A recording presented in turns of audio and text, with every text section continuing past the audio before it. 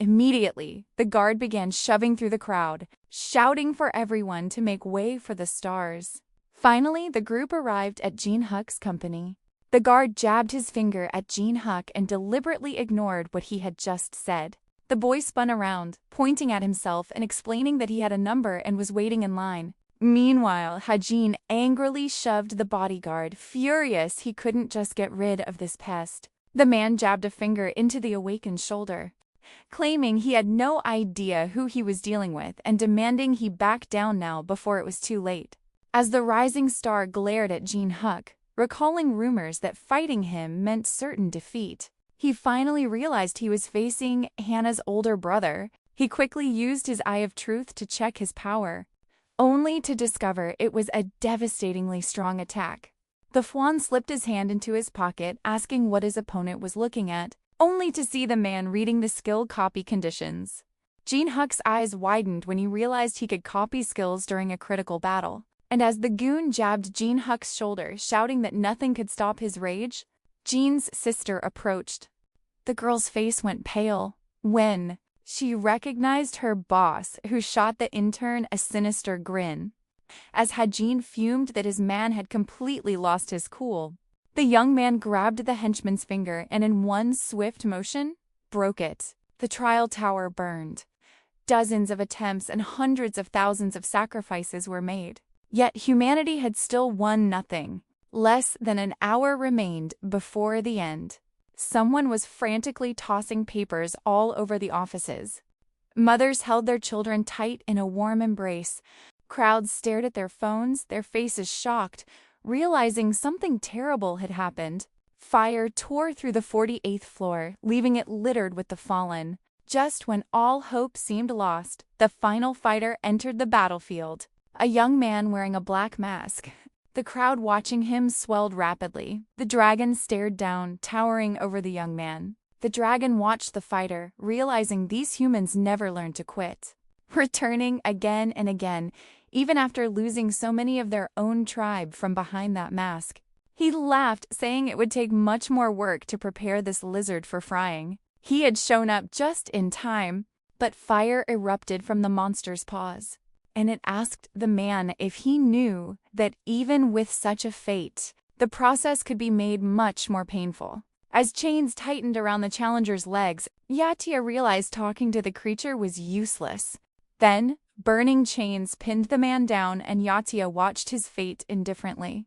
Afia stretched her enormous paw forward, touching Jin-Hook. The ground beneath Data's claws began to split open. The boss narrowed his eyes when his opponent pointed out that charging into a trap was a trick. So obvious, it was practically a mistake.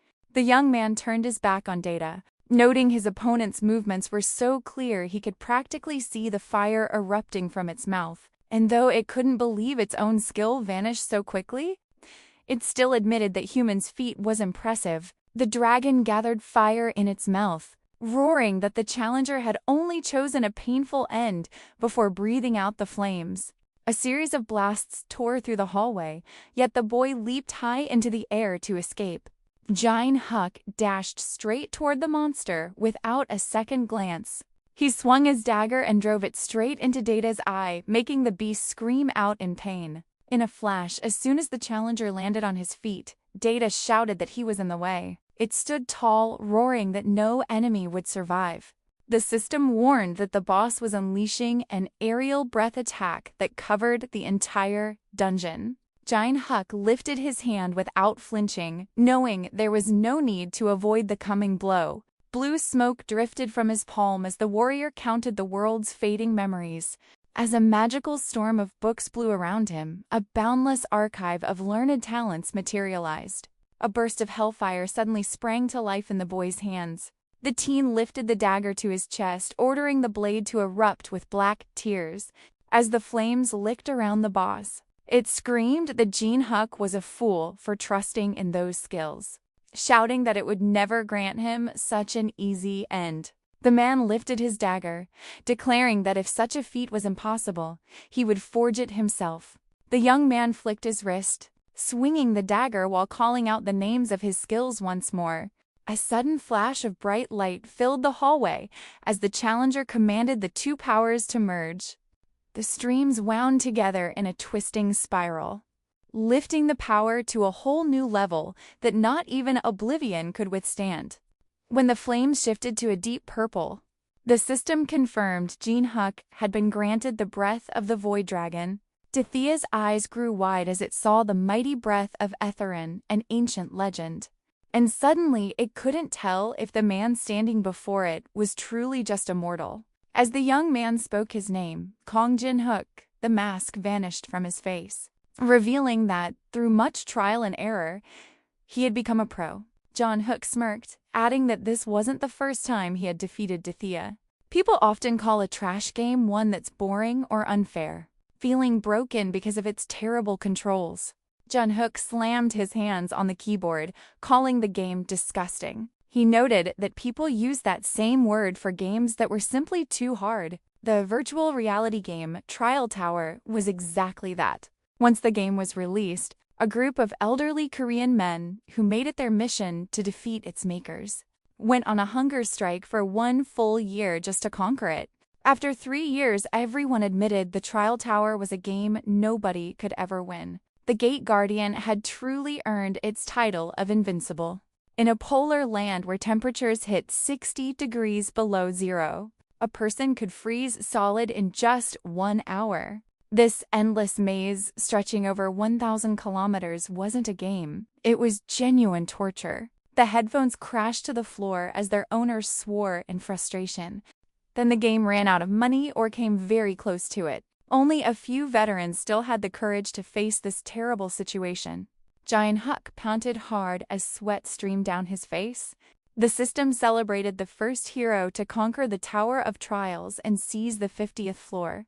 The young man held his hand against his side in disbelief, while Jin-Hook simply watched with curiosity. While everyone else moved on, the young man chose a lonely path, repeating the climb until he knew every step and was certain he could reach the top. And it took him 11 long years to finish his task. Jin-Hook glanced around, surprised to realize he'd reached the final floor without starting his live stream. He opened the system window, grumbling that even this dead game was worth a YouTube upload for a few views. Then the man looked at the message that appeared. He read a thank you from the developer to the players still enjoying the game, and a message that the reboot update would arrive in 12 hours. Jin-Hook smirked sarcastically, wondering if the company had struck oil to be pushing such an unexpected update. But the young man sat on the rocks, muttering that the game offered no profit and that a mysterious update meant he was done playing. Jin-Hook, 27 and with no family to support, knew this final broadcast was his last chance to earn any money. He could stretch his $500 monthly budget, but he still had to tell the gym owner he'd be taking a break from working out. He was once told to pursue a fighting career, but now the money meant far more than the sport. Jin-Hook looked up to see the moon rising. He grinned while reading the chat comments, but then his expression suddenly darkened. He then spoke to his followers to share something important. Jin-Hook had just opened his mouth to speak when the chat suddenly erupted in panic. The young man grinned, lying that he was just setting the mood. Jin-Hook took a sip from his can, deciding that the next day he would officially announce he was closing his channel. The shadows in the room grew longer as the light faded. Empty bottles still littered the table. Jin-Hook lay quietly in his bed. He clutched his head, realizing he had to hurry and post a video showing that the Tower of Trials was finally cleared. He flipped on the computer. In the next instant, his eyes grew wide with terror. He watched as the real Tower of Trials suddenly appeared on the breaking news. Jin-Hook's face was a mask of confusion. He pressed a button and finally entered the system. Immediately, he found a live stream showing the tower standing tall in the middle of Seoul. One man explained that he knew about it because his friend mentioned it came from the Tower of Trials game that launched 11 years ago. He pointed the camera at the red sky and asked everyone if they could believe it was real. Huck stared at the screen in shock, unable to believe such a thing could happen at the start of the true Tower of Trials. Right before Jin Hook's eyes, a pop-up window flashed, just like in the game, announcing that the first part of the Tower of Trials update was complete. Every player has 90 days to climb to the next floor of the tower. People across the city stopped and stared at those messages in shock. Failure would result in erasure. The boy's gaming chair tumbled to the floor. The moment he saw the final message, he leaped to his feet. His face turned pale with fear as the system threatened to wipe out all of humanity. The chair remained under the table as everyone began to accept the strange truth unfolding before them. Jin Hook held his breath and stared straight ahead, tense. Knowing he had to stay cool, he grabbed his jacket, realizing that if the Tower of Trials was real, he had no time to waste. The young man sprinted out of the house. Convinced he needed to rush to the spot where he could finally get that item, he gripped the rail tightly, wondering if the world was ending. Yet he knew there was nothing he could do. Jin Hook leaped up the stairs, his heart pounding like it would burst from its chest. The city center was swarming with a huge crowd of people. But one man shouted into his phone, demanding a faster way to get to Busan. Younger people insisted that staying in Korea was no longer possible, saying the only way to survive was to leave for a foreign country.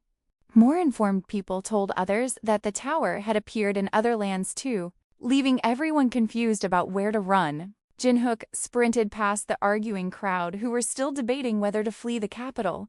Jin Hook raced toward the subway. He paused before the escalator, realizing running wasn't the answer. He had to move forward. The guy went down to the Korean server, spotted that this was one of just 40 territories outside the tower, and realized it was the closest one to investigate. Not long after, Jin Hook made his way to the central station. He halted in his tracks when he spotted 10 more people standing there. As the system announced his arrival at the event area, Jin Hook quietly scanned the strangers' faces. Every single person in that room had participated in the very first section of the Tower of Trials. Jin Hook walked past the silent players staring at one another. Knowing only 5 special items were left to appear, Jin Hook's body trembled the moment someone called his name. One man spotted Jin Hook, shocked to see the guy, who had spent his life hiding and playing games, actually show up. Standing before Jin Hook were Stan Lee, Jang Soo, a Paprika TV partner, a YouTube creator with 500,000 fans, and a celebrated star. The young man stared down with a heavy heart at the person he was speaking to, realizing they worked for the same company and wondering aloud if it was the right time to go live. Jang Soo gestured to the group and said there was no time to deal with streams right now. The guy nudged Jin Hook, asking how high he had climbed in the ranks, saying it felt wrong to keep such a good thing secret from a coworker. He wanted to share the news so they could enjoy it together. He recalled the corruption in the business he built. Countless streamers were cheated by a rigged contract, and the more they performed, the deeper they fell into a trap where their protests were silenced by illicit power. As a result, Jin Hook's close friends and allies who had climbed with him from the bottom eventually left the company. Jang Soo rested a hand on the young man's shoulder, telling him he played great and made tasty food for his videos. With a wide grin, the man said he was willing to rewrite the deal terms to be much more favorable. For himself, Jin Hook spun to face the villain, steeling himself with the thought that the world had changed. Then he smashed his head into the man's nose and barked that he should stop wasting time with empty talk. He crumpled to the floor. Jang Soo pressed his palm firmly against the crimson trickle from his nose. Jin Hook squeezed his fist tight, feeling a strange lightness wash over his soul. Jin Hook stared into the station's center, waiting for what he needed to slowly reveal itself. For a few more seconds the station was quiet, until the fountain's water bubbled louder and louder and a great jet shot up from the bowl. A massive mangrove tree stood tall in the heart of the marble and concrete. The moment it appeared, everyone in the room knew exactly what it was. The man gave a dark grin, pleased his memory was clear as everyone else realized this wasn't a dream. After a while, the tree produced the sweet fruit everyone had been waiting for. As these fruits ripened, they boosted agility, strength, and mana. Jinhook's eyes narrowed instantly, knowing that even though the fruit was amazing, there were only 4 of them. The players stared at one another with tight jaws, sensing the ruthlessness of the situation. Instantly, the crowd surged toward the tree, each person desperate to snatch a fruit before anyone else could. They shoved and pushed each other, nearly coming to blows. A crimson-stained handkerchief dropped to the floor. Jiangsu pressed a palm to his chest, asking Jinhook to join forces and split the fruit so they could both win. The young man glanced back at the scoundrel, who was shouting that missing this would mean falling behind. Jinhook simply looked away and told him to be quiet, saying he didn't know anything. He smiled widely, telling them that the moment hadn't arrived yet. The crowd scrambled over the tree's roots, shoving one another as they went. At last, a person reached out, snatched a fruit, and began to bite into it hungrily. The man proudly displayed the special fruit that gave him 3 agility points, a rare item that regular folks didn't know existed, and that even casual players were focused on with intense concentration. Just then, the tree began to shake, throwing every person clinging to it to the ground. Jinhook stood watching the whole thing without any worry. He grinned, thinking that only a true gamer would enjoy such a twisted show. The tree's roots seemed to stir as if waking up. Their heavy strikes smashed the concrete floor to pieces. One of the players who flew away shouted that eating every fruit makes the tree dangerous. Yet, he completely forgot that warning. While everyone else ran away in fear, Jinhook marched right up to the tree as panic took hold. He knew dozens of people had already been lost in this same spot many times over. But the young man did not let this panic bother him. Just then, Jiangsu managed to push himself back up to his feet. As he was about to walk away, a question from behind made him pause, wondering if he would truly quit. The scoundrel spun around suddenly and shouted that, in this place, you could only meet a miserable end. Jinhook frowned with regret, knowing the true prize from the gathering could only be claimed once. Every single fruit had been eaten.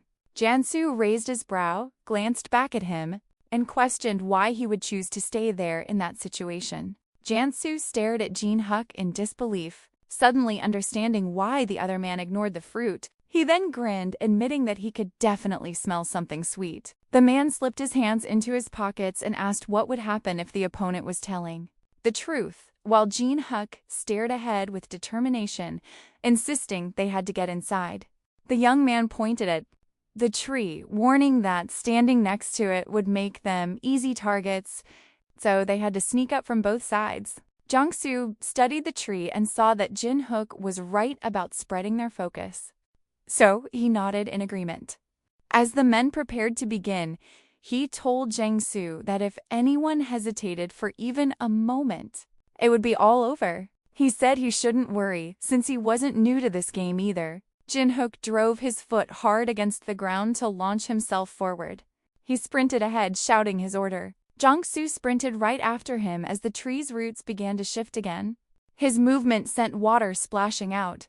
The young man spun quickly, avoiding the twisting roots. He glanced over to check on Jiangsu, then stopped behind him and yelled. Nobody would listen to such a fool. He gritted his teeth, saying that Jinhook himself would have to be the bait. Just then, Jinhook had to twist out of the way of another strike.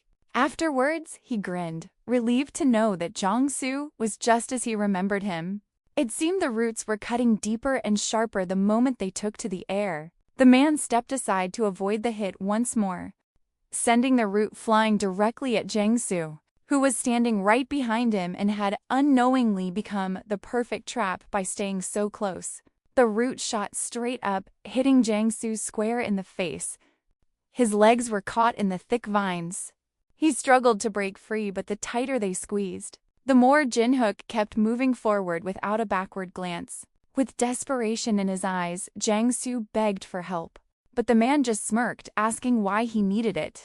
He noted that Jiangsu could have simply reported him through that wonderful lawyer if he'd wanted to.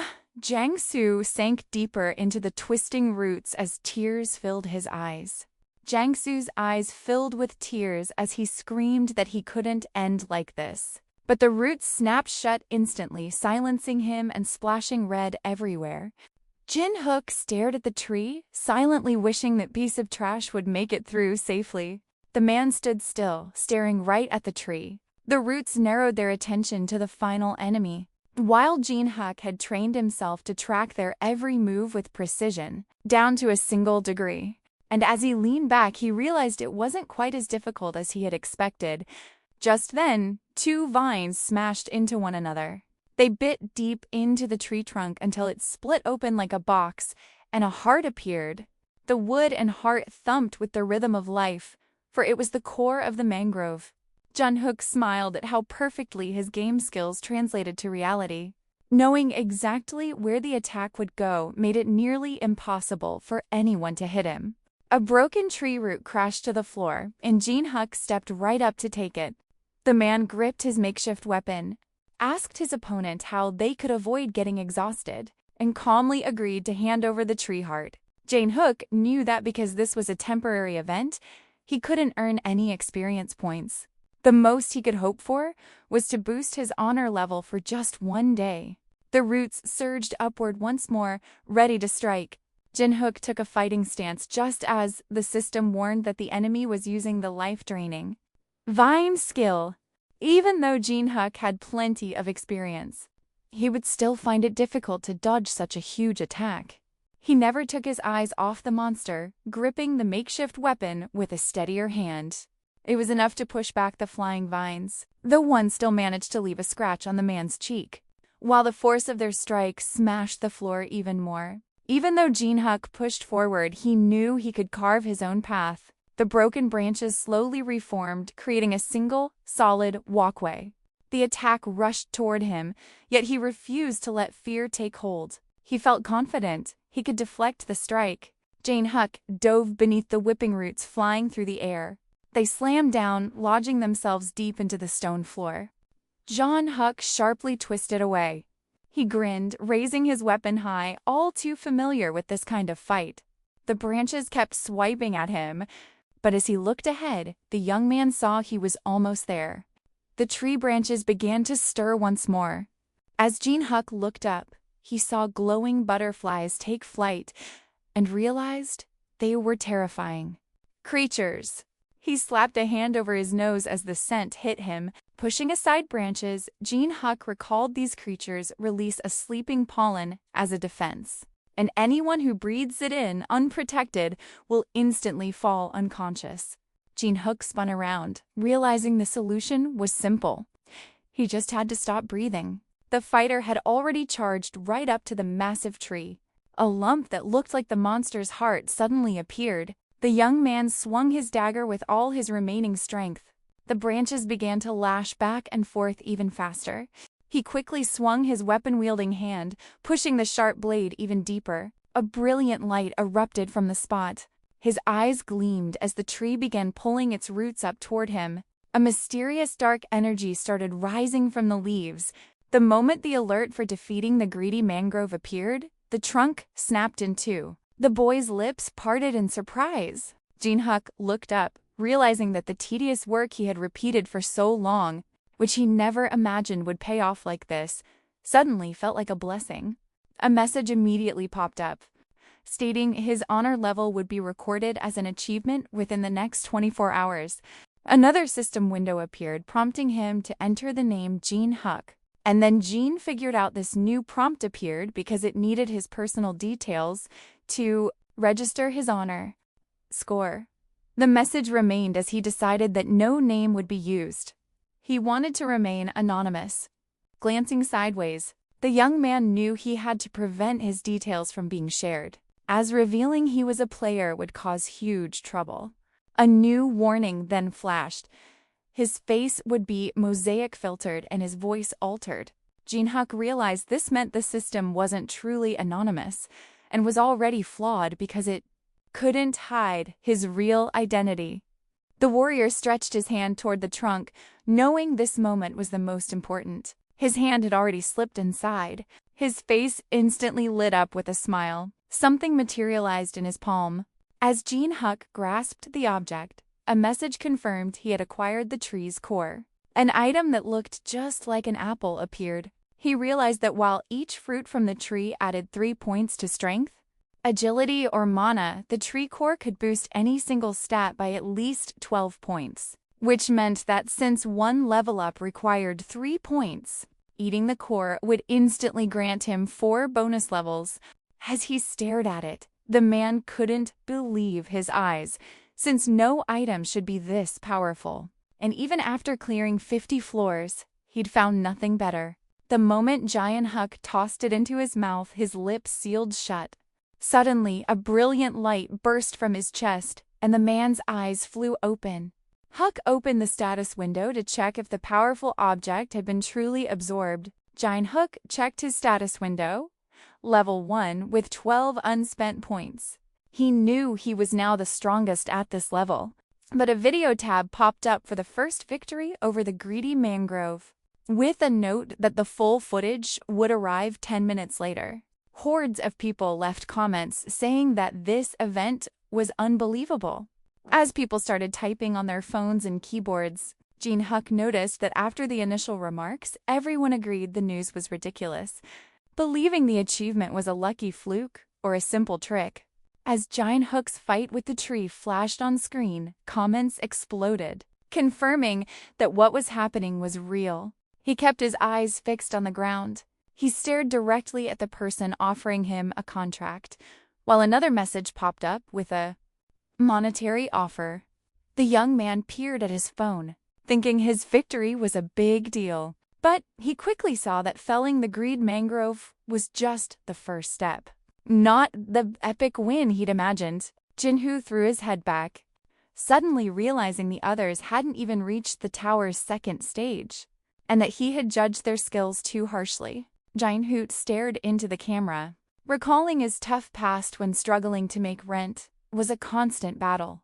Thinking about the food on the table, the guy remembered that to save up for those eating shows, he had to skip meals for several days. He also recalled eating the food and knew if he'd been offered that money just a day ago, he would have accepted in a heartbeat. Giant Huck remembered how he had defeated the tree, and that memory made him realize no amount of money, whether $1 or $1 billion, would ever make the tree reveal its secrets.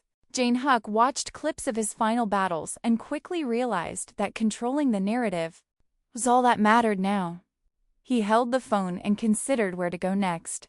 Now on his feet, the guy realized that while he was distracted by the game, the mana from it had silently saturated every district of Seoul. And even if it seemed minor now, it was definitely the start of something big. Giant Huck pictured a weapon and realized that holy relics once outside the tower could actually transform. Giant Huck instantly saw the blade and knew it was a fake. The real legendary relics were sealed inside the tower, meaning this was just a replica. The guy checked his phone and saw the spot with the most replicas was just a short walk away. Suddenly, a tall building loomed into view, and the young man recognized it as the People's Central Museum. After imagining the ancient treasures inside, Giant Huck realized this place was a massive warehouse for historical artifacts. The fighter frowned, realizing they weren't the only ones in this contest. While the mangrove tree of greed only appeared in 7 spots in Seoul, there was only one People's Central Museum drawing relic hunters from everywhere. Giant Huck saw people arriving and figured there had to be some veterans among them. His hand was already on the door handle, ready to push. When he opened it, the place was surprisingly quiet. He figured no one else had made it yet. Suddenly, a message flashed that he had entered the event area, and his eyes widened in shock. Just then, someone's head appeared right in front of him. As the young man stared at the body, he realized someone had beaten him to it. The fighter stood with his hands in his pockets, realizing he had wrongly assumed people would adapt as the world changed around them, only to find the gap between his expectations and reality was massive. Everyone had become fearless overnight, and Hack stared up the stairs, seeing that the intruders were heading straight for the holy relics in the central and new halls, since everyone who broke in was after those sacred treasures. Finally, a map appeared, and the man understood that no one cared about examining the 8 provinces of the Republic of Korea, because the ancient map soaked in mana. held secret knowledge about the Tower of Trials that everyone was desperate to possess. The map was dotted with many marks that Jin-Hook recalled described the exact location of the ruined labyrinth, detailing all the items and monsters within it, and everyone wanted a map just like when Jin-Hook reached out, believing there was nothing above the 10th floor. He sparked a fire in everyone's eyes, making them crave only that, not realizing the real sacred treasures were hidden inside the clay. Broken pieces of strange vases lay scattered across the floor, as cries of fear echoed from the side. A fight broke out. Suddenly, a man roared for everyone to stop moving. Right then, everyone froze and looked directly at him. The man crossed his arms and warned that anyone who moved from that spot was finished. The man gripping his pipe told him to cut the nonsense.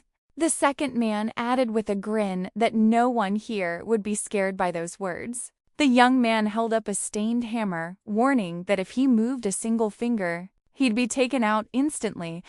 The man slammed his fist down, realizing they didn't understand a word he was saying. Instantly, his hands froze solid like stone. People staring at him mistakenly believed he already had special powers. The man clenched his teeth and declared the card was his, ordering everyone to back off. Steam puffed from his lips just as someone asked him the same question again. The elderly man walking toward him said he simply couldn't agree. Glancing away, the fighter asked, "Have you lost your mind?" The old man beside him shared his name, explaining it meant a life of love and friendship. The man turned, shouting, "Who am I supposed to meet?" Seeing that frail neck, he felt he should just get this over with. The old man didn't even open his eyes. Yet, he heard the sharp rudeness in the young man's words, like a blade. With a deep frown, the old man started to twist his finger. The old man demanded, "Which will come first? Me breaking your neck, or you burning to ash?" As a flame sparked to life above his finger, the man's eyes shot wide. "Is this magic?" he shouted as fire erupted from the old man's finger. The flame was right there, just inches from his eye. In an instant, his entire body was engulfed by a wall of fire. He was turned completely to charcoal. Black smoke drifted from the motionless figure's mouth. The departing elder remarked that this was a catastrophe of his own making, a fire ignited by careless words. The person behind him noted the fire magic's intense heat, expressing relief to be allied with her. The fighter asked if she had received the items and told her to handle the rest. Giri grinned. "You can count on me." She set the small figurine on the floor and declared, "This is all I need." The warrior gazed down, announcing her minions would handle anyone who got in their way. Suddenly, a giant creature's head tore out of the statue as parts of its body began to shine brilliantly. A shadowy aura also began to rise from the creature's back. The girl beside it warned, "Anyone who moves from that spot becomes an enemy and gets eaten. Head first." Yuri lowered her head, promising her help. One man quickly dropped his blade, while another asked why so many elders and awakened were suddenly appearing. As one person declared they would surrender the map peacefully, a weapon clattered to the ground.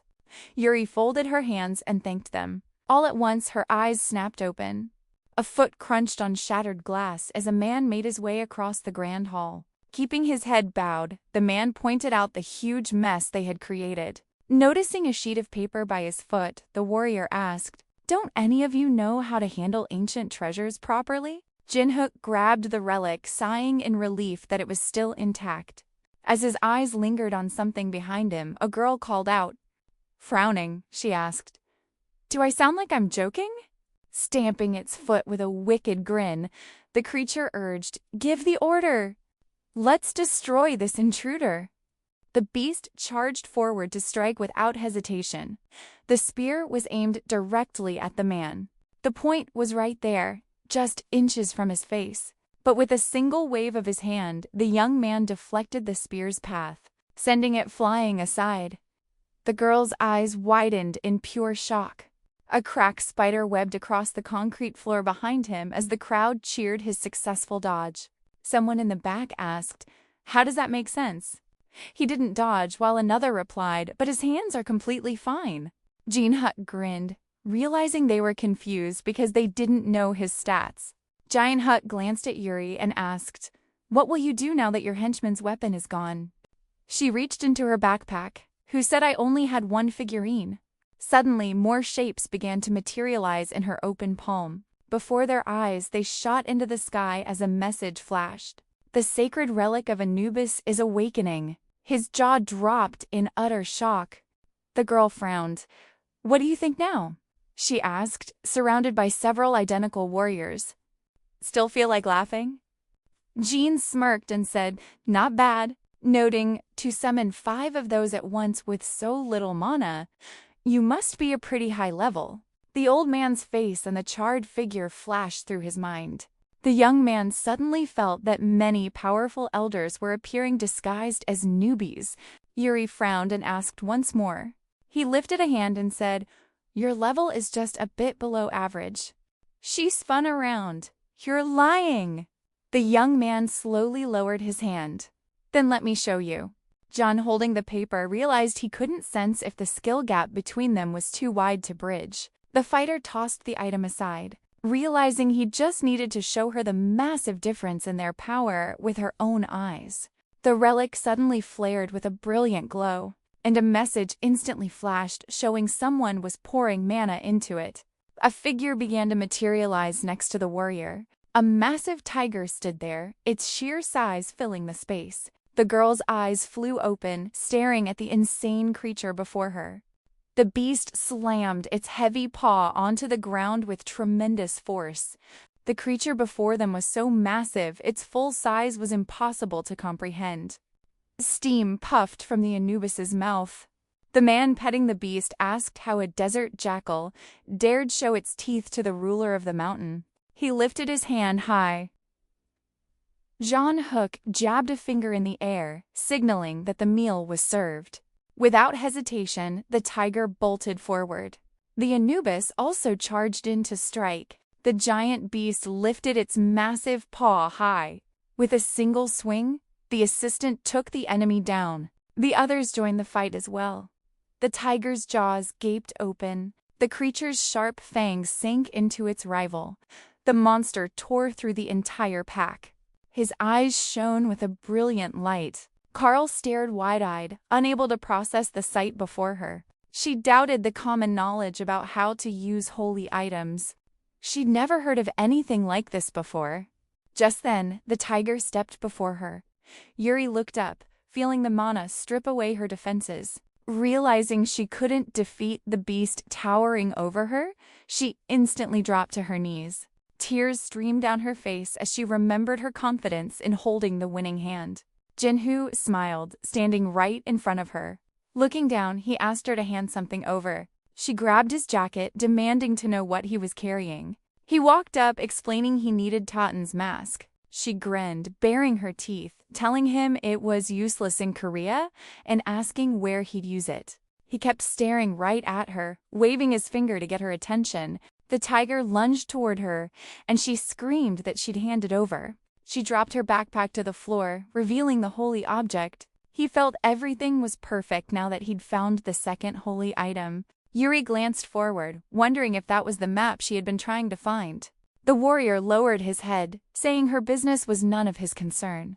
Jinhook pressed his hand against the beast, commanding it to watch over this place. Jinhu gently patted its head, as if vowing not to go down that same path. The monster's huge paw slammed onto the earth once more.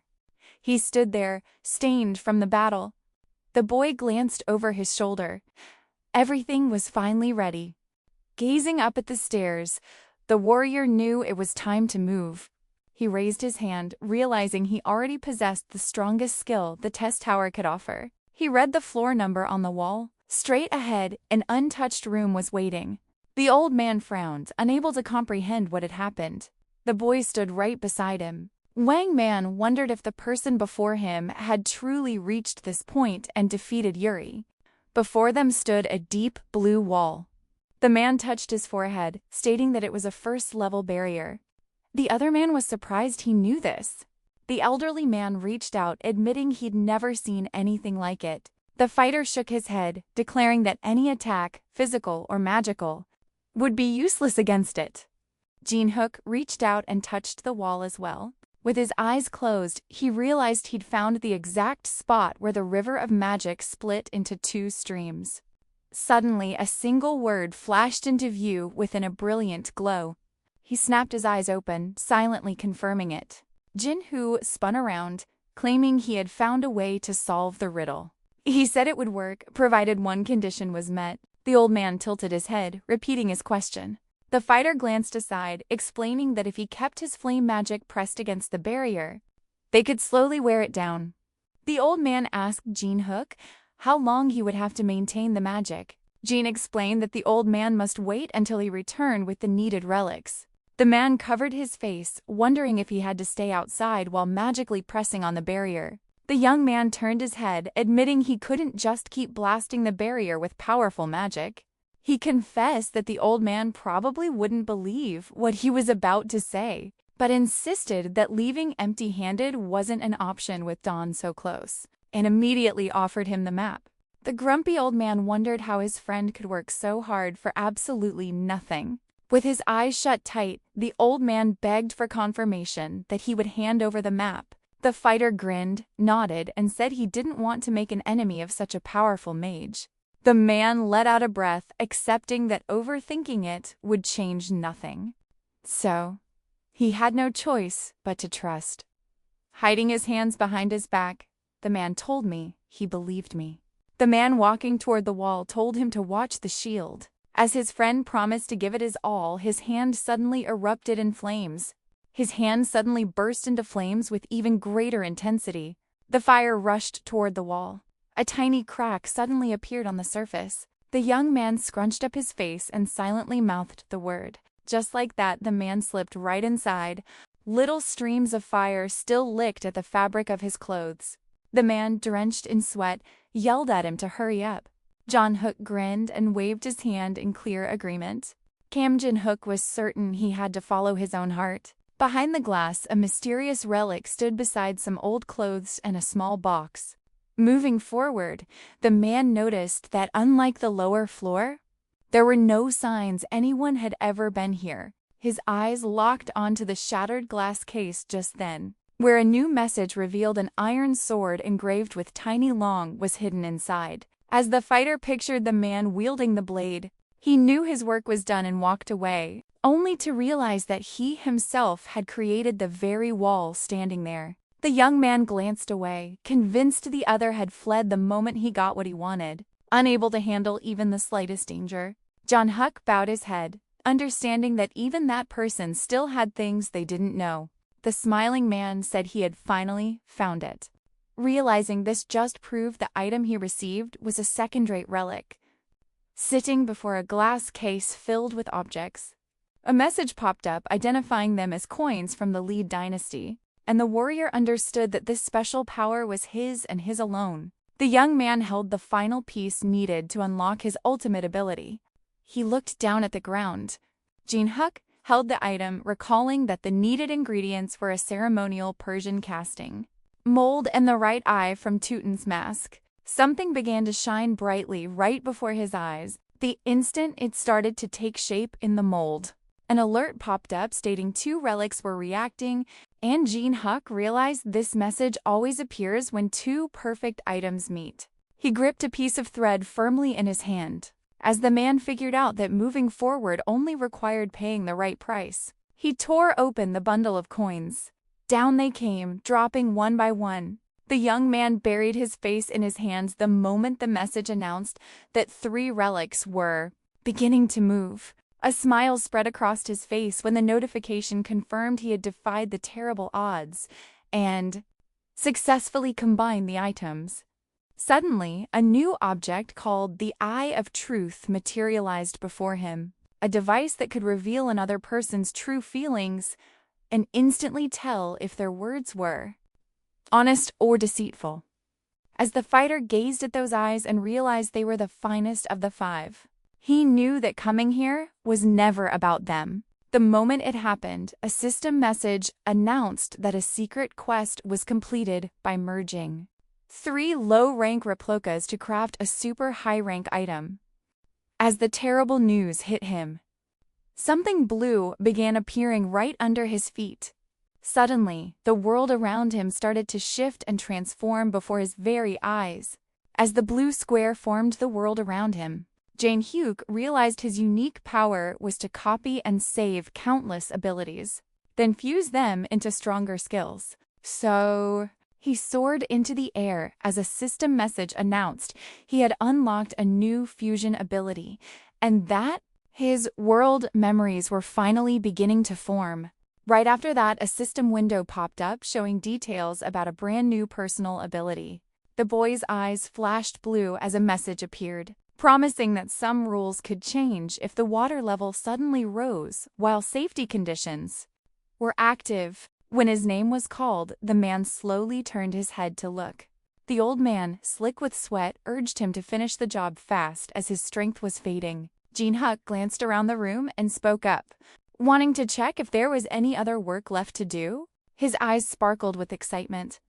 Whenever he thought about taking someone else's special power, the flames still danced on his hands as a message told him he had to make that person reveal their true self before he could copy their ability. Jae-hyuk smiled a little, thinking this job was going to be a piece of cake. Jae-hyuk stared at the system window, realizing he just had to provoke the guy. The man, hands ablaze, urged him to hurry up. Without even turning around, Jae-hyuk mentioned he'd lost access to his special skill. The old man's face darkened at his words. Jae-hyuk spun around, insisting there was no real reason to use it. His ally threw his hands up in confusion, begging to know what this was all about and why he was being forced into it. The man spoke the word again, convinced it was a Latin curse that could easily shatter the barrier. Memories flashed in his mind. He had to mentally shout the name and run through the shield, only to realize this man never actually helped break the barrier. The boy kept charging the unbreakable wall without looking back, foolishly wasting his magic until the old man's supply was completely drained. Jae-hyuk studied the map, realizing it was a trick designed to infuriate him later. Facing the map, the fighter understood. He knew the tower so well that seeing details up to the 10th floor made the paper completely useless. The man with the lighter decided to keep it, refusing to hand it over. The old man suddenly shouted a question, clearly surprised by what he saw. Jae-hyuk's smug grin was a reminder that he had already spoken about this very thing not long ago. Jae-hyuk held a lighter to the card but said he didn't need it. As fire raced across the canvas, a chill ran down his spine knowing this card could reveal every secret up to the 10th floor, and he feared his own edge would vanish. The old man's eyes shot wide as he let out a scream, just as the man decided this was the perfect way to stop the threat. The entire card burst into bright flames. The man's face flushed with rage as he screamed at them to stop the burning, promising to erase them and turn them to dust if they didn't. The moment the condition was met and a message flashed on screen, the man's eyes suddenly began to glow red. Suddenly, a bright blue card materialized above him, showing he had successfully copied the fire skill.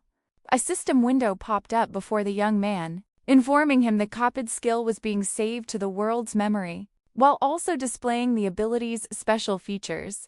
The old man, holding a fiery torch, warned that he would make them regret this and pay the price for their actions. The young man smirked slightly, realizing he didn't understand why the card had been burned. The moment the notification for fire, level 1, appeared, a burst of flames erupted from Jae-hyuk's hands. Instantly, the men's eyes flew wide open. The fighter staring at Jae-hyuk knew that was his own special skill. Yet, the power flowing from it felt completely different. The old man saw that this fellow was no ordinary person. He was so powerful he didn't even need that card. Sweat streamed down his face. The smiling man said that if he wanted to keep climbing the tower peacefully, he had to listen to him carefully. Jae-hyuk was already long gone, walking away from the building. Jae-hyuk realized that, including himself, only 4 old men had gathered at the National Central Museum. And now that the testing tower was real, everyone wanted to minimize the risk. The young man reached his arms out wide. Then, with his arms crossed, the fighter made it clear that he intended to grab every single skill and talent he could find, no matter what. The man towering over the elder promised to get back to him later. The warrior looked down and said he should go train with the girl on the floor below. After picturing both creatures, Jin-Huk knew he had just been given a mount he could ride and use however he liked for a very long time. Visualizing the skill card, the young man realized his journey was far from over. His first job was to gather the powers he needed most. Strolling down the street, he realized with only one body, he could never claim every unique destiny for himself. With a smile, Jin-Huk believed he was about to get everything he wanted. Jin-Huk stuck his hands in his pockets, choosing to acquire every powerful and essential skill he could find. He placed a hand on his stomach, admitting this was as far as he could go. Just as Jin-Huk declared it was time for rice soup, the entrance to a cafe materialized before them. People scanned the area, trying to make sense of the strange situation unfolding before them. Jin-Huk stood behind them, listening as a host reported a terrible incident at the National Central Museum where at least 23 people were lost and over 50 were injured. A reporter appeared, stating that among the casualties were many seriously injured, so the final count kept rising. He added that they were the ones who had attacked the relics in the museum. As the host spoke, an image of another museum appeared to show that such places exist, not just in South Korea, but also across the United States, Europe, China, and Japan. Model. As he spoke about similar events happening everywhere, a picture of another building flashed on the screen. The man turned his head, seeing everything unfold exactly as planned. Because players from other nations weren't just waiting around. They were ready to conquer the tower themselves. The man looked back again, explaining they would now watch the footage from the cameras inside.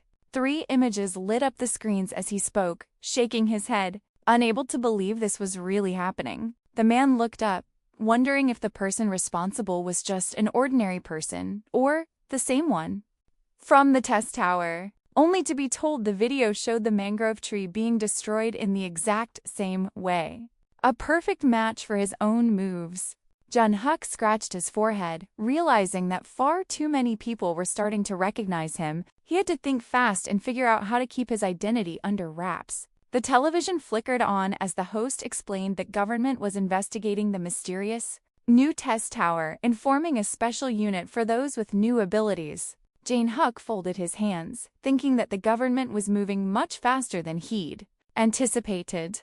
As the man poured a drink, he realized they'd already created a department, treating the museum incident as an established fact.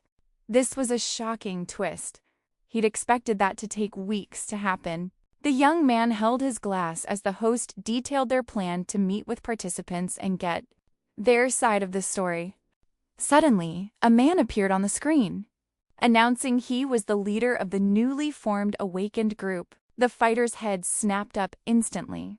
The man stared forward, explaining he had come to recruit the awakened based on their power level, and promised the pay would match a grade 7 civil servant with a starting annual salary of 60 million. Jin-Huk lowered his head as the man confirmed the people on the broadcast were the only exceptions to these rules.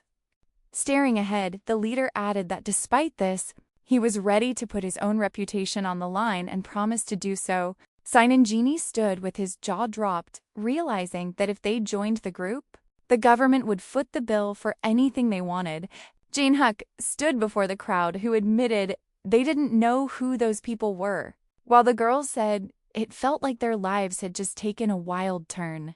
Jin-Huk smiled, remembering the man's warning that the people on TV were rare exceptions, and that he himself was likely their main target. Jin-Huk raised his hand, seeing that they viewed him as a threat. But no matter the price, he refused to belong to anyone.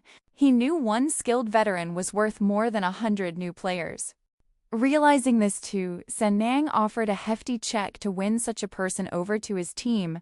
The young man staring at the screen figured that since this person was top-ranked, he had to be incredibly skilled. Yet, he also suspected that all the experience from climbing the trial tower was the real reason for his success. The user grinned and said that since things were already heading this way, it would be awesome if the new ability was truly powerful. As Jin-Huk moved his hand, he thought about finally testing out his copy skill. Suddenly, His head whipped around. His eyes were fixed on the clock, unblinking. He pictured the hand shifting on its face. The young man realized that every time the hour hand hit a new number, a massive event would kick off somewhere in the world. Giant Huck, thinking of the tower, knew the trials were opening now. As people walked in, a message appeared announcing the tower was open. Jane Huck stood with them as the crowd yelled in confusion, while another voice cried out that this scene was exactly like what they'd seen before. Jane Huck glanced down and noticed everyone around him looked like a complete newbie. All of a sudden, a bag materialized and pop-up messages appeared to celebrate their entrance. 100 coins were given out which could be spent inside the tower. A coin icon and an info symbol appeared in the system messages, noting that players can earn 100 coins for every 10,000 views on their uploaded videos. The commission rate changes based on level, and since views from people outside only count on the first watch, they had to choose their videos carefully. Monsters were roaming all over, and a message appeared stating that the live broadcast feature only unlocks after you defeat the floor's boss monster. A ManhwaCapped icon flashed on the screen, warning that any deception or illegal acts would face immediate consequences. The young man tapped his chin, picturing crowds glued to their screens, and Jane Huck suddenly understood that this live broadcast system was the only link between the people in the tower and the world outside. Giant Huck imagined 3 different streams of people watching his videos just to see the tower's finale and boost his view count. Jane Huck, watching the coins fall, knew instantly this system was the most exciting part of the test tower. Essentially, the more famous you become, the more money you can earn. Everyone sprinted off, yelling they had to reach the Goblin Cave first to claim a hunting spot. Someone shoved him. He glanced at another player, feeling like everyone was rushing. Amid the rushing crowd, Jane Huck knew everyone was just trying to get ahead, and while he could as lead get coins since he knew all the secrets, he decided against recording anything. It would mean revealing his secrets for a bit of cash. Jane Huck looked up, suddenly realizing this path was dangerous. He shoved a hand in his pocket, his first move already decided. He glanced aside, sliding the lid open with his hands. He recalled that in the early days of clearing the 30th floor, they had been completely stuck. He checked items off his list, gathering hidden pieces from the lower levels to climb higher, carefully planning every step. Jane Huck stepped forward, torch held high. Its light fell on a wall, revealing a solution hidden in the ruins. His eyes snapped wide open. Badine pressed a hand to his face as the truth hit him. His character had been useless from the start. He trembled, unable to believe his years of effort had created a character too weak to even explore the lower floors. Jane Huck gritted his teeth, declaring he had poured everything into this. He couldn't afford a moment of doubt. A window popped up, offering to delete the character. Jane Huck had agreed, choosing to start over from the very beginning. A deep purple light emanated from his character. He frowned, certain he would reach the end next time. He slowly lifted his head and realized 6 years had passed. Before him was a massive door, warning of a unique, treacherous maze with a nightmarishly intricate path. He stood with his arms crossed. To pass the 30-story mark, he first had to get stronger here in the sacred clearing.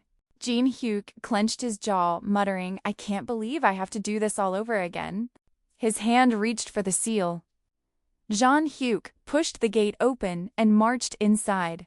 He found himself in a vast, open room and looked toward the wall. He then saw several statues. Jane Huck shook his head.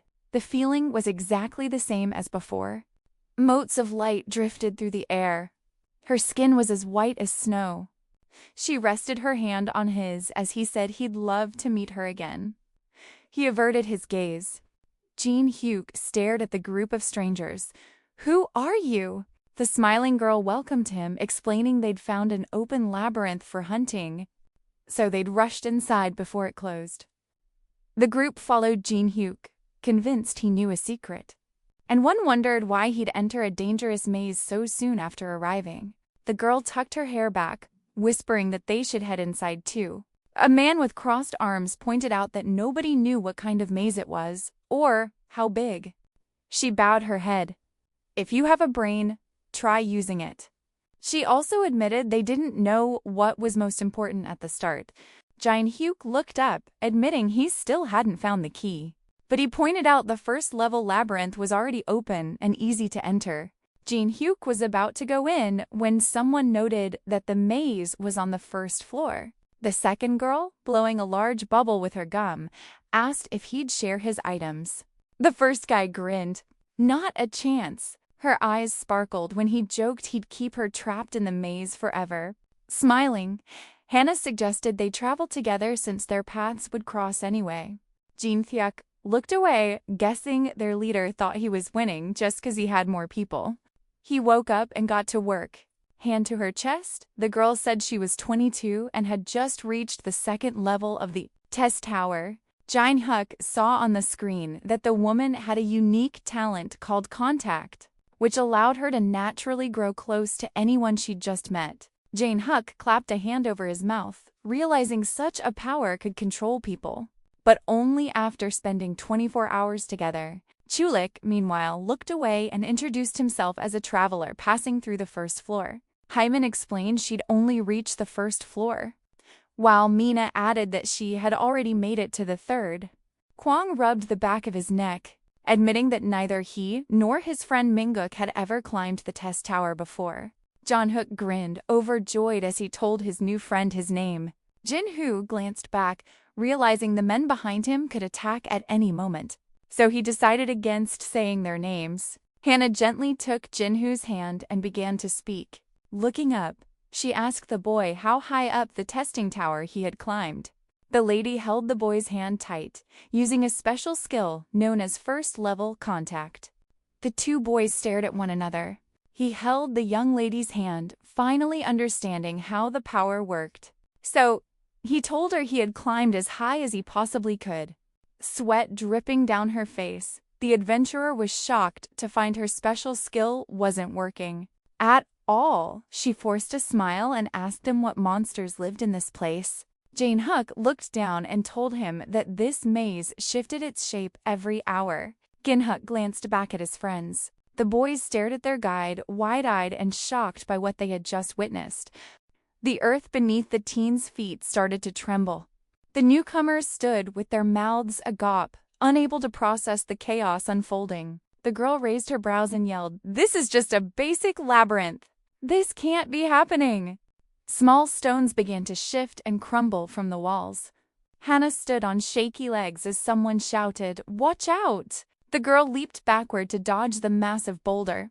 Kwang raised his hand, signaling that staying put meant getting crushed. A massive rock slammed into the ground with a loud crash. The men crouched low, breathing a sigh of relief once the shaking finally stopped. The travelers were drenched in sweat as they pressed forward. Eamon clutched his knees, realizing Mina was gone. The man was shocked to find this confusing maze wasn't hard to navigate on the first floor. After brushing dust from his clothes, he asked if his new friends had been in the twisting maze.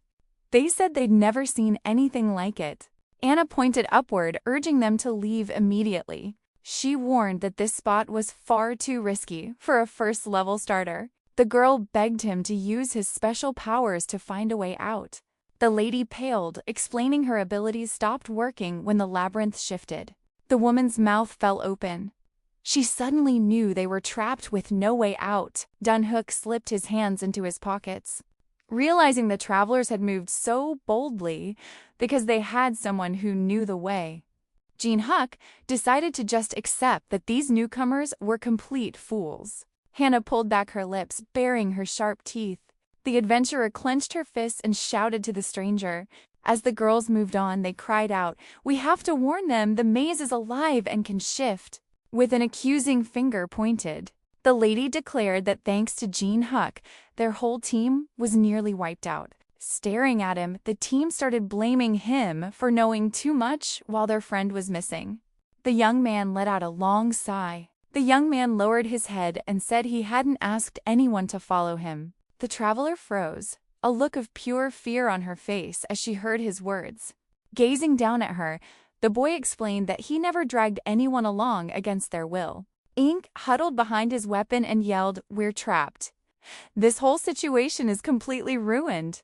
The swordsman scowled and told them he'd disliked their guide from the moment he first saw him. The newcomer's mouth dropped open in shock, regretting what just happened. The sharp end of the axe slammed right into the wall. A heavy body hit the floor with a thud. Han was terrified her friend might be gone for good, and tears streamed on her face. The ground trembled with the heavy impact of a hoof. The massive beast let out a deep roar. As the boys stared at the terrifying creature, they finally realized it was a minotaur. The axe was still stuck deep in the wall. A moment later, the weapon vanished. The beast threw back its head, its mouth gaping wide. Hannah looked up, certain that it was all over for them. Gon Hook charged forward, screaming at his friends, "Get out of the way!" John Hook dashed straight ahead without hesitation. As time passed, the girl couldn't figure out why their friend was acting this way. The monstrous beast swung its heavy weapon forward violently. The axe struck with such force that the very ground seemed to tremble. Jin Hook leaped high over the enemy. He grinned, satisfied with his successful dodge. As a gash opened on his shoulder, a system alert announced he'd acquired a hidden condition: breach. Touching the enemy's horn, he realized his special ability was closing the power gap between them, though it cut both ways. So fighting a stronger foe lowered the level difference by 3 for everyone he was behind. Jin Hook clung tightly to the Minotaur's head. Sliding across the ground, Jin Hook knew this was the path to becoming stronger. On the first floor, the monster bared its fangs. Jin Hook realized this was the only way forward. A lesson learned after countless failures. A grin spread across his face. The monster lunged, narrowly avoiding a heavy strike. He recalled enduring this tens of thousands of times, his breach level rising by exactly 0.05. Clenching his fists, he knew his body had memorized the enemy's every move. He kept dodging, his skills improving with each move. The Minotaur swung wildly, convinced its foe was just some weakling. Jin Hook stayed low, knowing the enemy's mighty strikes were pointless if they couldn't land. Quam was relieved they hadn't attacked him. A scared look on her face, Hannah realized her team couldn't defeat the monster alone to claim the rewards. The Minotaur bared its fangs. Jin Hook raised an eyebrow, sneering at his opponent's failed attempts. The beast let out a terrifying roar. The heavy axe swung down with furious, blurring speed. Just then, Jin Hook discovered a path to greater strength. After barely escaping, he realized risking it all was the only way forward. A cut appeared on his neck, making him realize the reward was directly tied to the danger. He glanced at the screen. Trading a critical blow for a single point at the last second was a fair deal. The boy stared at the crimson on his hand. Jin Hook leaped back. One slip-up would be dire, so he had to end this fast. Jin Hook watched from afar as the others quietly chose to leave. Gripping the wall, Hannah urged her friend to follow it, certain it was the way out. Jin Hook approached the fleeing men, asking where they were headed. One adventurer looked away and began to speak. Immediately after, the girl's eyes flew open in shock. He pointed, telling his friends they could join in, but warned that dodging his move would grant them a secret stat boost. Watching the Minotaur prepare to strike, he suggested they split the rewards. Hannah opened her mouth to speak. The travelers' faces were filled with fear. As the story unfolded, the girl broke out in a cold sweat. Powerful impacts sent stones flying everywhere. Sitting on the cold floor, hand in his pocket, he told them to get down or get back. Warning that it would be over for all of them if they didn't, he held his gaze, asking the creature if he was right. The enemies faced each other across the gap. A heartbeat later, a massive stone crashed to the floor as a huge boulder rolled out from the wall. The columns shifted chaotically. Jin Hook pressed his hand to the wall, peeking out to whisper, "I'll see you later." The monster stopped before the stone wall, baring its sharp teeth. The Minotaur raised its weapon high. The sound of heavy blows echoed through the vast corridor. Hannah kept her head down, praying no other pursuers were closing in. Jinhook looked away, explaining that the pollen they'd touched would keep the Minotaur on their trail. The traveler asked why they had to take such a huge risk. He said he'd have to find a way to improve his skills. Grabbing the sword, he added that each time the maze shifted, his strength returned. He held out the blade, saying that once the Minotaur found them again, the fun could restart. Drenched in sweat, the girl asked her guide how much longer he could keep this up. He held up one finger, promising to remain in the maze for exactly 1 month. The boys bowed their heads and promised to part ways. Jinhook shut his eyes and heard the plan to split up, so the monster would lose its trail. Jinhook gave a smile and asked which path they were taking. Jinhook turned and followed the travelers, realizing that walking where no signs could guide them was far too risky. The big heroes stood quiet and fixed their eyes on the path before them. He studied the dagger and realized he knew the secrets of this maze better than anyone else. Hannah frowned deeply and knew they had no choice but to move forward. Lady shut her eyes and said she would follow their new ally.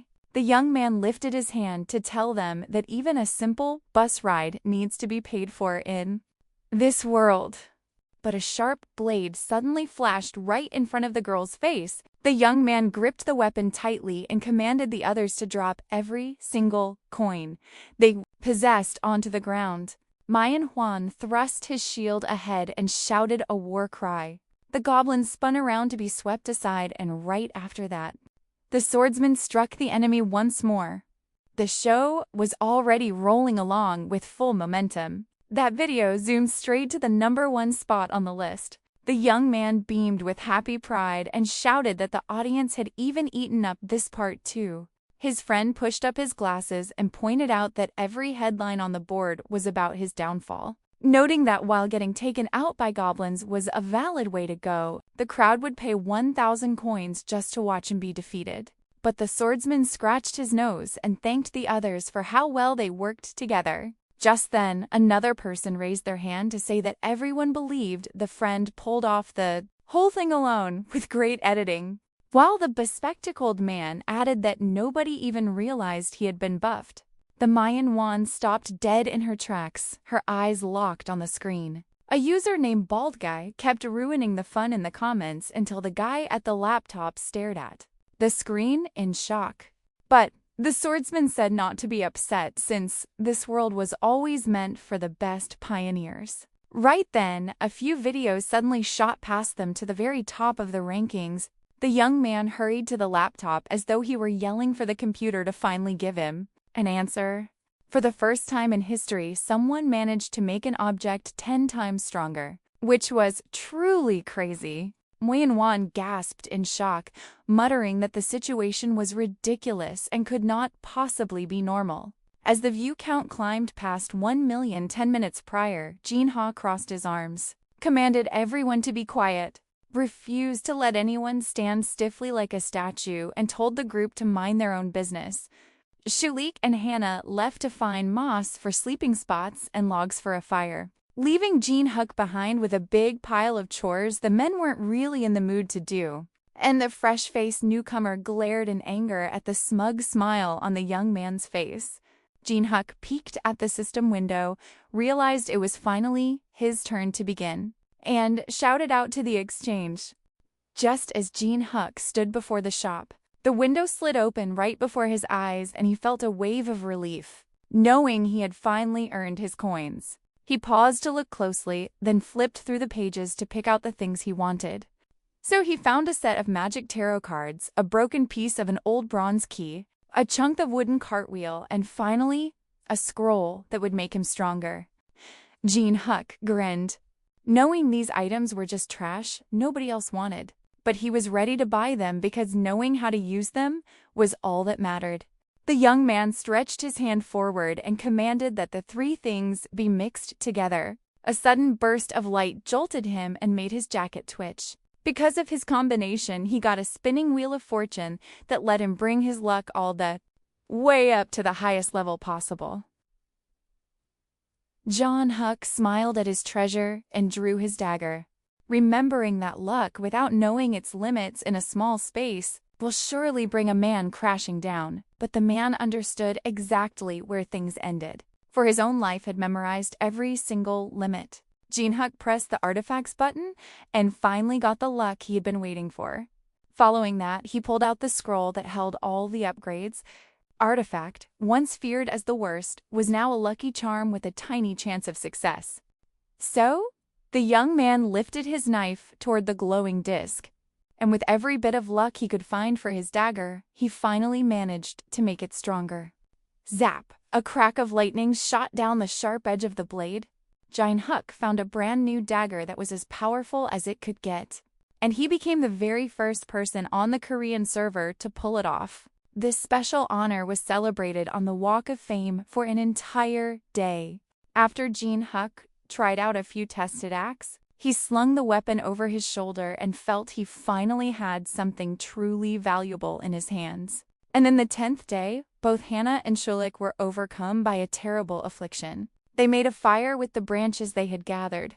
They laid out moss for beds, and the grim reality that mushrooms were their only food made things worse. Hannah shot a quick glance at Jinhyuk.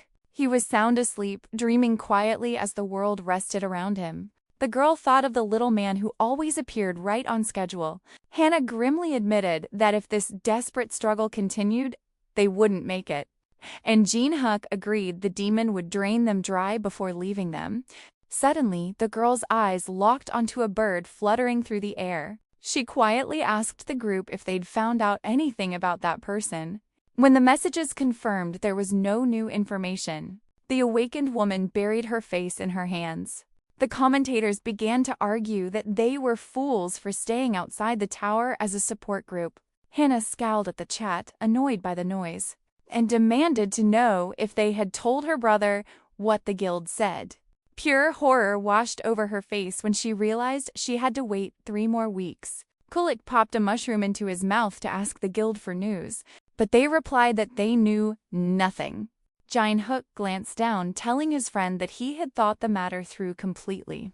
She stared at Jinhyuk, insisting that if they defeated this monster and held out for the elder to find their cave, they could escape this nightmare. Hannah frowned, saying the real challenge was figuring out how to deal with their tormentor. He snatched a stone from the ground. Wondering if it was smart to make a move while the man was asleep, Jinhyuk brandished the heavy stone, declaring they could eliminate the villain right now. A blow like that would be the end for most people. Yet Hannah reached out and grabbed his hand. Her friend was shocked as the girl explained the man moved with the terrifying speed of a true monster. She looked at the sleeping figure and warned that whether they attacked head-on or by surprise, they would fail because Cholsek would instantly wake up and retaliate. The boy tossed the stone aside and asked what she meant, realizing they couldn't take this anymore. As Hannah rummaged through her bag, she asked who had promised they would keep going. Her friend revealed that her older brother from the Raven Guild gave her a safety item in case she ran into trouble. Hannah pointed out that the giant immature pumpkin wasp stinger contained a toxin so potent a single drop could take down 100 trolls. Her expression turned fierce as she declared that if she was going to strike, she'd do it in a way the villain couldn't possibly defend against. A deep frown creased Jinhyuk's face, clutching a wooden platter piled with food. He grumbled that it was fried moss and mushrooms again, just like in some survival movie. Hannah frowned, insisting there was no other food. The young man felt she was being difficult, since he could have easily caught a mouse or a moth to eat. As the pair shared their morning meal, they were overly polite, carefully passing food and water. She continued serving the boys. The girls called out that there was still plenty of the awful stuff left. After wishing them bon appetit, Jinhyuk picked up the first mushroom and ate it with a frown. The two conspirators stared, waiting with bated breath. Suddenly, the wooden plate clattered to the floor. A stream of black fluid poured from Jinhyuk's mouth. To Hannah's horror, he clamped a hand around his own throat. The man collapsed and went still as the girl shot to her feet. Jalsek stared at her, a flicker of fear in his eyes, and asked if they really thought he would be foolish enough to eat their food. She realized he knew. As the traitor writhed, the young man explained. I swapped our plates the moment you looked away. Jin-Hook accessed the system, confirming Hannah was running an unauthorized live broadcast. Hannah scowled and shouted, demanding proof. Jin-Hook calmly read the rule. The live broadcast will commence only after confronting the floor boss. If she were caught manipulating the stream or engaging in illegal activity, she would be penalized and a complaint would be filed immediately. The awakened man glared with pure hatred at the commenter who said his angry face was worth watching, only to call it a disappointment. Then he gave his consent by tapping the yes button. As Hannah stepped into the glowing warning circle, the system announced that her application was sent and the anonymous viewers had disconnected. The girl stared in horror as her support group call suddenly disconnected. Jin-Hook felt satisfied. The connected viewers would lose access for a month. And if they violated the terms again, they would be permanently banned. When she woke up, the awakened one trembled in terror, discovering everyone had vanished. No one knew where they had gone, and the system had exchanged her penalty for a cruel fate. Just then, the entire maze shook violently. Suddenly, a minotaur stepped out from around the corner. The beast let out a loud, furious roar. He dashed forward, gripping his weapon tightly in his hands. Hannah gazed at Jin-Hook with hope in her eyes, pleading with him to enter the fray and fight now. The girl pressed her hand against Jin-Hook's back, begging him to just tell her where to hide. But he called her a hindrance. The boy spun around to remind her that since she tried to harm him, he owed her nothing. Hannah stared at Jin-Hook with profound sadness, telling him he had kept his promise until this very moment. Tears streamed down the girl's face just as the system announced. She had met the requirements to copy the skill. The young man gazed down at the one who betrayed him and declared he had no use for her anymore. Desperate and filled with dread, Hannah screamed that he would soon regret this. She clutched her heart and whispered that her older brother would be filled with deep sorrow. In the next second, the girl had to leap out of the way just before a powerful blow landed, where she stood. Jin-Hook, however, vaulted into the air to evade the strike. As the awakened watched the battle in terror, Jin-Hook made them focus their eyes to see the clear difference between that foolish guild and him. The boy grabbed a dagger and charged straight at the minotaur. The minotaur took several heavy hits to its back, yet the injuries were shallow. Jin-Hook backflipped to dodge the enemy's charge. He landed on one knee, believing the damaged wall was ready to be breached. Jin-Hook charged back into the battle, knowing he couldn't possibly defeat the boss. Jin-Hook twisted away from the swinging axe and then slipped right beneath the blade, hoping to create a similar opening. The young man threw a blast of fire at the beast, but the minotaur simply roared and blew the flames out. Meanwhile, Jin-Hook was busy striking the opponent's legs. It could no longer stand on them. As the minotaur crashed to the floor, Jin-Hook warned it to stay down. He smirked, explaining that bigger muscles just make for tougher meat. The man squinted, knowing the climax was approaching. The monster ground its teeth until steam escaped its mouth, showing it was ready to play its final card.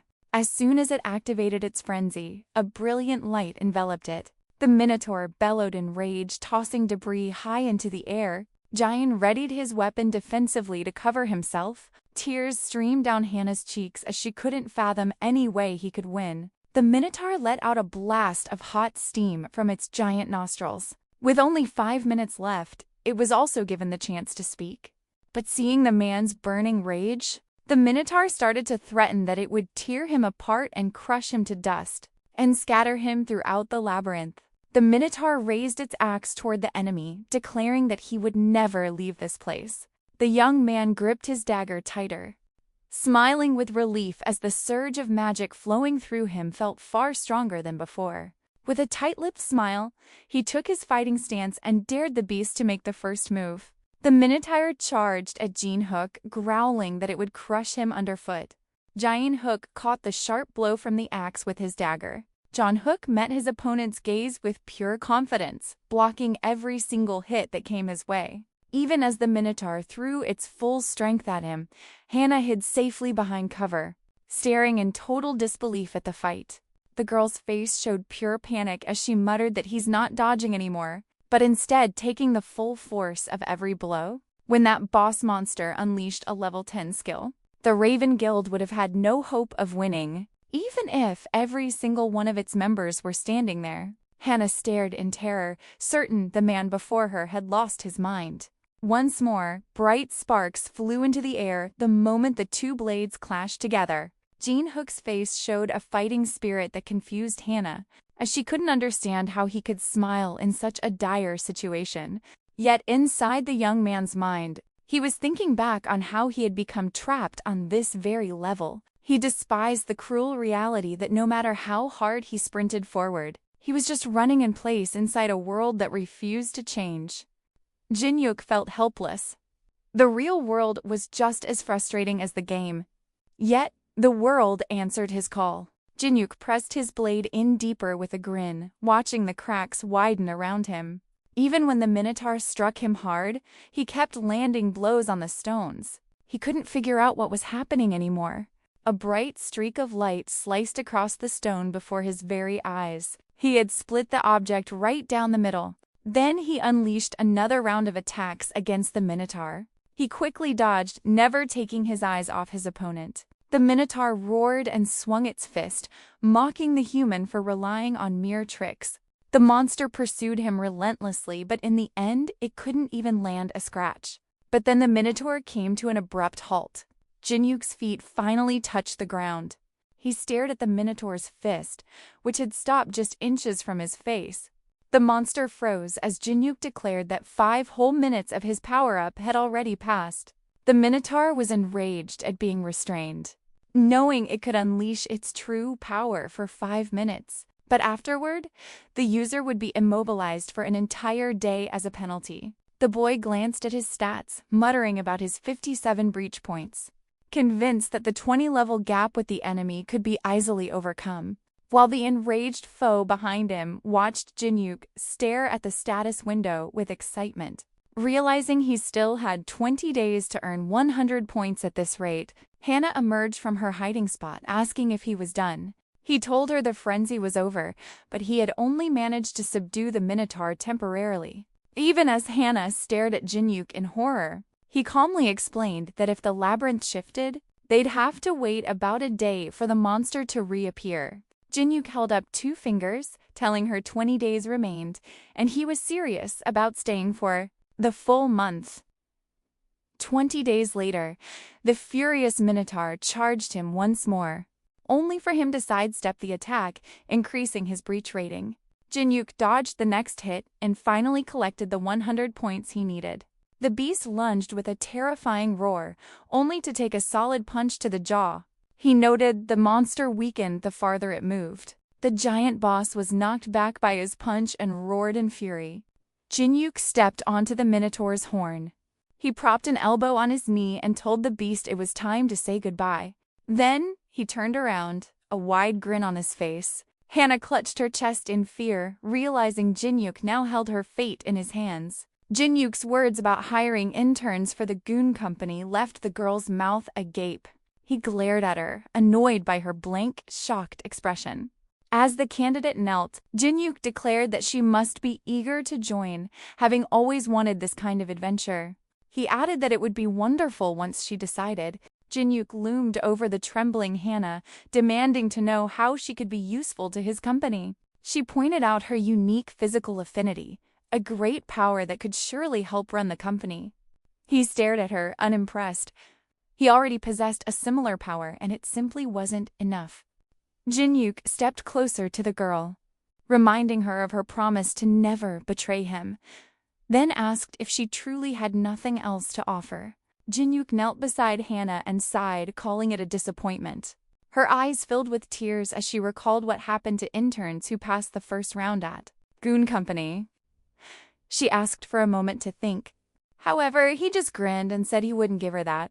Completely hopeless, Hannah cried out that she would surrender Bram's ring. Hannah desperately clung to Jin-hyuk's leg, whispering that her older brother made a deal with the Chinese guild.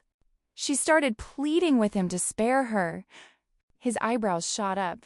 He was shocked by the news that Bram's ring had ended up in the hands of the Raven Guild. That treasure from the first floor was top tier, boosting speed and magic defense while also letting the user seal a monster's power. Jinyuk used his Eye of Truth to confirm she was being honest and had no hidden motives. Jinyuk placed a hand on her shoulder, congratulating her on becoming an intern at Goon Company. And she let out a breath she didn't realize she was holding. Now that she was in, he held up 3 fingers, explaining that their company doesn't pay interns. He explained that no matter the time or place, from 3 in the morning to Jeju Island, she had to be there in a flash whenever he called. Anna stared at Jin-Hyuk, shocked, when he said all that was left was signing the contract, wondering why she had to sign anything at all. The young man grinned, consulting the world's memories to confirm it was absolutely necessary. Then he infused his touch with the searing power of fire. As Jin-Hyuk's hand began to glow with the first brand skill, he warned everyone, "It's about to get a little hot." Jin-Hyuk reached out, grabbing the panicked girl's shoulder as she stared in disbelief at how the contract was being sealed. As his glowing palm moved ever closer, he asked, "Did you really think you could just leave a seal on a piece of paper?" As Hannah cried happy tears about joining the Goon Guild and reached out to stop Jean, a wild scream tore from her throat. He left a soul mark on her face as the entire labyrinth shook. Finally, the door swung wide and a flood of brilliant light poured into the room. At the maze's entrance, Hannah dropped to her knees, shouting with joy that they had made it out. A message appeared announcing that everyone who cleared the level would receive 5,000 coins. The girl felt this reward was compensation for all her suffering. Jin-Hyuk then looked directly at her and she had to quickly turn to face him. He held out his hand and demanded she hand over the coins. As the intern cried, Jin-Hyuk watched his balance update. Realizing he now had over 10,000 coins in a world where no one else was rich. Jin-Hyuk pointed at Hannah, ordering her to find Graham's ring in just 3 days. But she protested that it wasn't enough time. The man glared at Hannah threateningly and cut the deadline to just 2 days. A sharp pain made the girl realize she had no choice, so she answered that she would try. On a city billboard, 2 commentators discussed how Korea's top guild, Dagon, promised to defeat the third-floor boss within a week, even with players from the USA, Europe, and Japan struggling inside the tower. This top-ranked guild raised the stakes immensely for all of Korea. Jin-Hyuk stared at the screen as the announcer asked if China had any response. His friend disagreed, arguing it was wiser to tackle it themselves than wait for foreign aid. Confident the Dagon Guild could handle it alone, Jin-Hyuk frowned, thinking that rushing to face the third-floor boss was a mistake they might come to regret. He knew they were rushing to gather as many resources as possible before it was too late. However, with 90 days to clear each floor, there was no reason to rush to the third, or even the second floor. If they didn't get stronger to match the increasing difficulty, they would be eliminated with no second chances for anyone. Jin-Hyuk decided to investigate the last month's events to separate fact from fiction, so he decided to find people he could trust, informants he could believe without a doubt. He tapped his phone, opening a user search on the Trial Tower forum. Eventually, he found himself in a quiet cafe. First to arrive was Tamina. Then the man Jin-Hyuk knew as Baldhead, followed by Yanoa, the fighter called Firefist. He stared in shock at his friends from 2 years ago. They looked completely different. I never imagined the original group would reunite like this. Using the Eye of Truth, Jin-Hyuk assessed his old friends and saw that, just like in a game, he had gained the title King of Merjuns along with powerful magic and no significant drawbacks, making him a formidable ally. His friend had the skills of a taekwondo master, allowing them to fight fiercely in close combat and stand as near equals. Because they were so evenly matched, they often hunted together. He smiled at the memory of their friendship and accepted the conditions for learning the new skills. Just then, Taman gestured to Jin-Hyuk that it was his turn, but Jin stumbled over his name in a mix-up, blushing as he admitted regretting the nickname Captain Boring from 11 years ago. His old friend was shocked to learn that at 27, Jin Hyuk streams on Paprika TV, a platform he himself sometimes watches. The young man looked down, explaining that he didn't do that anymore. Kamin grinned, waving his hand dismissively. "Relax," he told Jin Hyuk. "We were teammates for a long time." He looked at Yanoa gratefully when she said this felt more comfortable. He thought they were really friendly. Jin Hyuk was completely fed up with hypocrites who only wanted to use or betray him. For the first time in a month, he felt at ease with his old friends. The young man listened to their stories about their time in the labyrinth, the rise of the world's great guilds, the latest trends, and how the mining group built a factory and abducted people. Taman leaned in to confirm he'd been gone for 1 month, and once he had admitted he hadn't taken the test. Jinhoo gazed at his friend, questioning what he was going on about. Soon they were cruising down the street in a cab as Jin Hyuk listened to his friend explain that when the tower first appeared, a horde of players charged right in. Yet, by the time they reached the 2nd floor, the number of eliminations began to climb. So, the club ruled that only those who passed the test were allowed to ascend to the 2nd floor. Yano tapped her wrist, revealing the access code she was given to pass.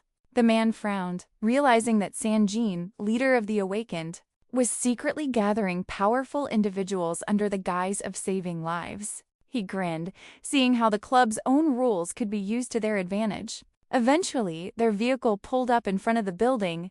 Once the guild was established, any player who scored an F rank was barred from advancing to the next level. But when a player achieved top ratings, the nation's finest guilds made offers, and 3 types of people quickly flocked to the testing site. Many people vied for high ranks just for the chance to step inside the tower. The people who met the high-ranking tower climbers suddenly buzzed with excitement, especially as the world-traveling players were departing, which made the Raven Guild members stand out instantly. But the moment they saw the man standing behind the famous stars, the cameras started flashing uncontrollably.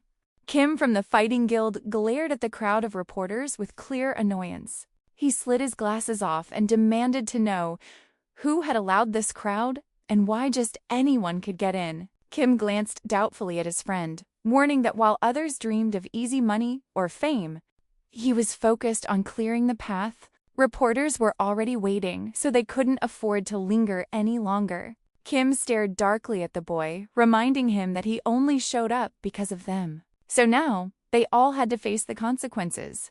The terrified siblings vowed to give it their absolute best.